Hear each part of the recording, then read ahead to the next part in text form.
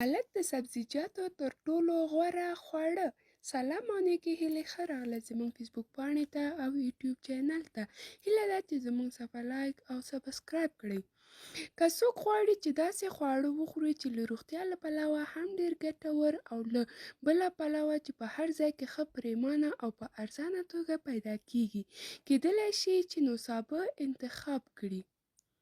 شاید څو ځلې مو د نورو خوړو په څېر پالک هم خوړلي وي، خو شاید د پالک له حیرانوونکو ګټو څخه بې خبر یاست. پاخه شوی پالک تر ټولو ښه قوي او مغذي خواړه دي. که څه هم چې پالک کم کالري خواړه بلل کېږي، خو د معدني موادو او د ویټامینونو تر ټولو ښه سرچینه بلل شوې ده. پالک په دوه ډوله دي، یو نری پالک او بل وطني پالک. که غواړئ تل روغ او سالم پاتې شئ، له سبزیجاتو استفاده کوئ، په تېره بیا هغه سبزیجات چې پاڼه لرونکي وي، ځکه د سبزیجاتو دغه ډله کې د فولاد او اوسپنې اندازه خورا زیاته او د انسان ذهني کمزوري لپاره هم ګټور خواړه دي.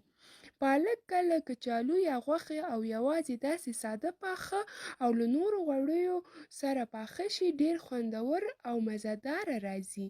په پالکو کې انټي اکسیډنټس شتون لري چې د سترګو د سوروالی او بخار مخه نیسي.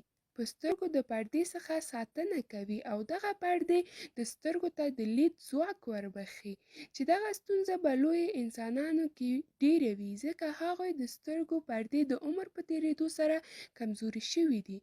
د امیدوارې مېرمنې لپاره ډېرې بهتره خواړه بلل کېږي. په پالکو کې ویټامین سي، ویټامین کے، ویټامین ای او کلسیم هم شتون لري چې د امیدوارو مېرمنو لپاره ښه او ګټور خواړه دي.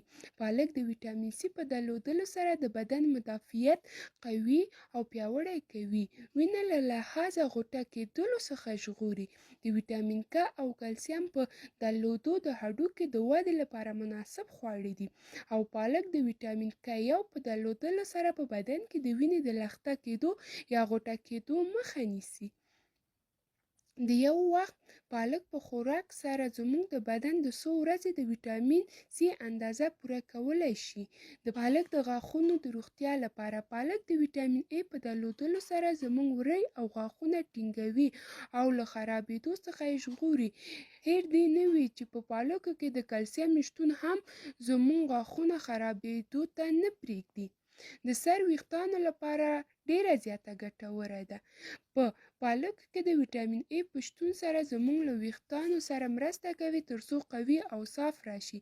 د دغه ویټامین په درلودلو سره کولی شو د پالکو په خوراک خپل ویښتان قوي او تر و تازه کړو او پالک په انتخاب له خپل صحت او روغتیا څخه خوند واخلو.